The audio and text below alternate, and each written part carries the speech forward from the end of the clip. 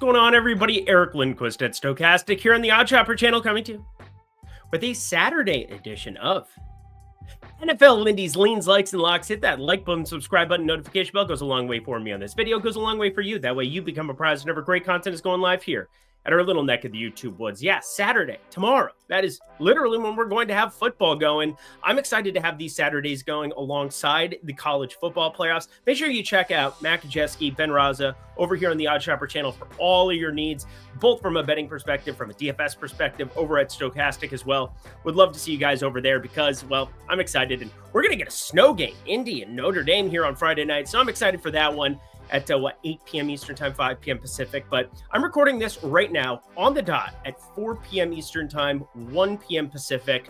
I'm going to cover all the ins and outs of the two-game Saturday slate. I also have NFL Sunday Lindy's coming your way as well. That covers every Sunday game, and then we'll have the standalone there on Monday. But the over came to fruition on Thursday beautifully. That was awesome. Yeah, Cortland Sutton fell 12 and a half yards short. He landed on a 50 spot. Bo Nix didn't throw the ball downfield at all. Less than 3.8. What are we even doing here, Sean Payton? And the offense looked electric in the first half.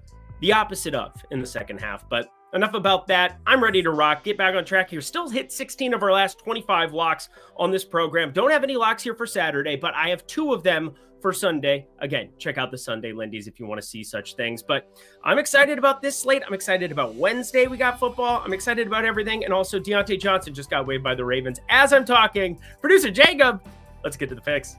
Producer Jacob would like everybody to know that Deontay Johnson sucks, so that's good to know. Houston, plus 3.5, taking on Kansas City. He might be a Steelers fan, a little biased, maybe. But Houston, actually a pretty decent landing spot. I'm not sure exactly the waiver priority. He'll get picked up by somebody before Monday, or on Monday it would be. I'm excited to see who. Again, with Stephon Diggs out, him opposite Nico Collins makes a lot of sense, but it's waiver priority.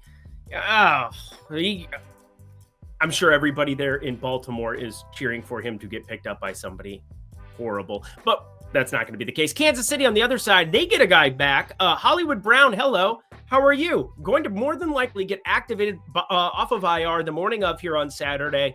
That is the word around town. Hasn't showed up here yet on the old practice report. And trust me, I have Twitter going all the time, or X, whatever Elon wants to call it these days. It's very nice for information, but the major piece of information and why this game is flip-flopped. If you bet it earlier in the week and you got Kansas City with a plus sign in front of it, good for you. Or plus money inside of it on the money line, because mid to high ankle sprain for Patrick Mahomes, that is a pretty wild run out for him to be playing football on Saturday here. Don't forget, they also play on Wednesday. So this is going to be a very condensed schedule for them going from Saturday into Christmas Day against Pittsburgh.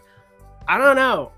Patrick Mahomes, this is pretty risky. You're rolling the dice a little bit, but with how well Josh Allen and Lamar Jackson are playing, getting the 1 seed, pretty darn valuable, despite what we saw last year where Mahomes and Kansas City beat both of those teams on the road on their way to another Super Bowl. I know people are sick of hearing about that, but let's cover a little bit about the betting side of things, shall we? Because, I don't know, all this news keeps dropping.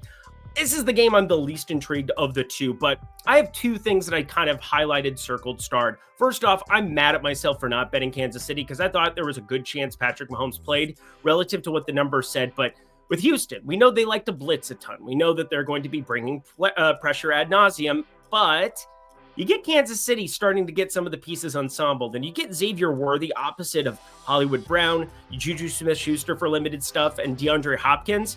That's a pretty interesting wide receiver core, and not one that we really expected coming into this season. So many pieces kind of coming back together, and after that shoulder separation he had in the preseason that led to him being out for the last, 15 weeks of the NFL season, I'm excited to see Hollywood Brown in this offense, and it's kind of keeping me away from pulling the trigger on plus 3.5 Houston money.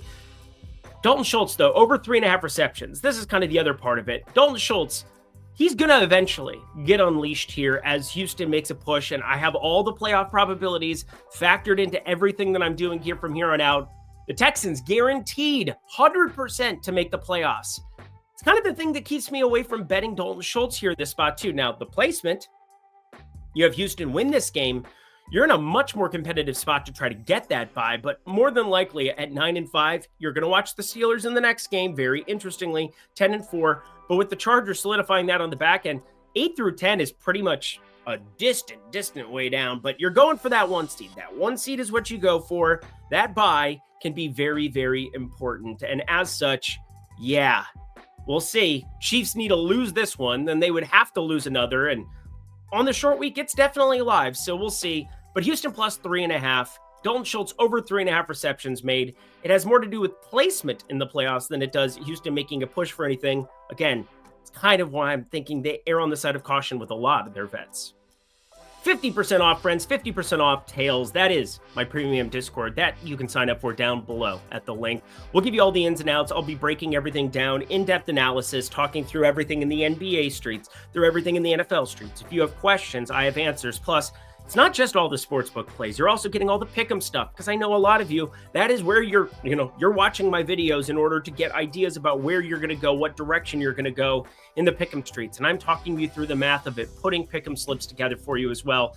So many great offerings within this, and 50% off. That $20 for your first week becomes $10 for your first week. A $50 for a month becomes $25 for your first month. That is less than $1 a day just to try it out. And then if you want to stick around, it's less than $2 a day to be able to kick it in that premium Discord. Would love to see you there. Without further ado, let's get to some actual picks, shall we? This is the game we're going to spend the majority of time with on this video because, well, it's going to be a very fast video. Pittsburgh plus 6.5 taking on Baltimore. And you got Diontae Johnson. Well, he used to play for Pittsburgh. Baltimore, they picked him up as an insurance policy is kind of what they ended up explaining. They didn't want to give him a contract or anything. And, well, he shredded in Carolina there for a hot second. And he goes to Baltimore. Nothing comes to fruition. One catch with the football team, a lot of headaches. And so they release him here as we go live on this video. Wanted to explain that one more time because I think it's crazy how that all went down. But I think it's a little bit crazy to look at this total at 44.5 and have some interest here on the under. Now, I don't think I'm going to end up putting it into play, and it's actually not even a lean that I listed here because I'm far more interested in shorting Russell Wilson than I am anything else. Yet again, George Pickens going to be out for this football game, and some of the splits we're seeing right now with Russell Wilson with Pickens in and Russell Wilson with Pickens out is the difference between Russ cooking and Russ not cooking. In fact, he's looked completely inept the last couple of weeks, and I think they would be better off, maybe this is a hot take, they would be better off starting a Justin Fields in a spot like this. I definitely think they would have been better off starting a Justin Fields going up against Philly based on what we saw there and how Philly was playing in coverage. There's no wide receiver taking it off the top here. Calvin Austin, he is dependent on somebody being able to condense, you have two corners out there, or a cornerback plus safety out there on Calvin Austin taking away some of those deep shots that we saw earlier. They are predicated on a George Pickens and a possession receiver on the boundaries doing work. And that's just not Mike Williams. That's just not Van Jefferson. They're complementary pieces. They're guys that you want out there for 30, 40, 50% of snaps, depending on the situations.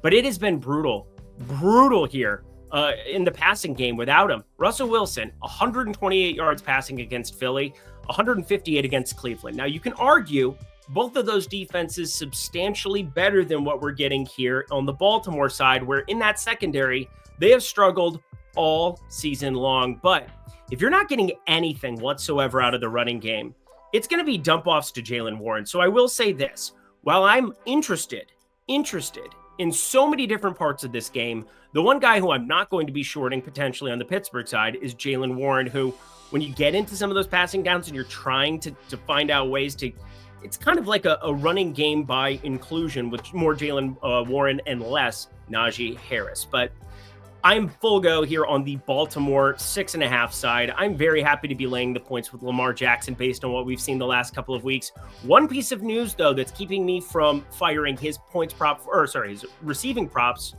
passing props, everything across the board here in terms of like massively advantageous for the Baltimore side is one, do they really need to push the pace if they're in that control? And I think they will be on the defensive side. I think they're going to find a lot of success against Russell Wilson in Pittsburgh. But two, Rashad Bateman is questionable. I think that's a true coin flip on how that comes to fruition.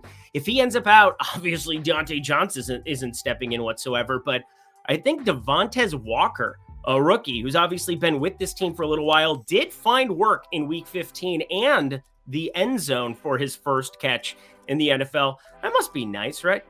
First touchdown catch, that is, in the NFL. But just saying, it had been a hot second for a couple of these guys. Tylan Wallace, Devontae Walker. It was his first catch in the NFL. I was 100% correct about that.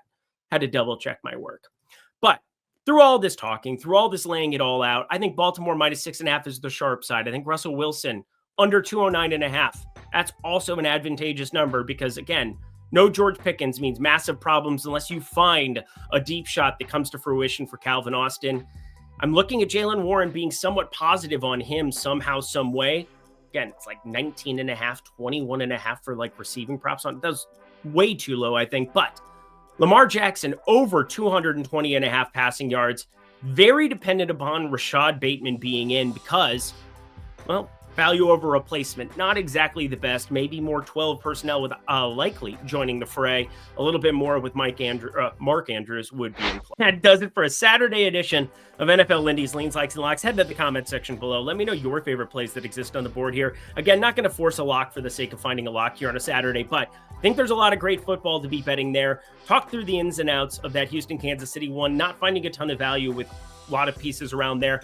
Pay attention to the Rashad Bateman news. I think that could be gigantic. Not only that, we might be able to snipe a couple of anytime touchdown plays on some of those ancillary wide receivers there for Baltimore. Lamar Jackson, he been cooking. He's awfully good. Lindy50, that's awfully good too. 50% off from now until forever for your first week or your first month. If you're looking to jump in, trust me, the water's warm. It's great to have you. Again, $10 for a week. Come kick it.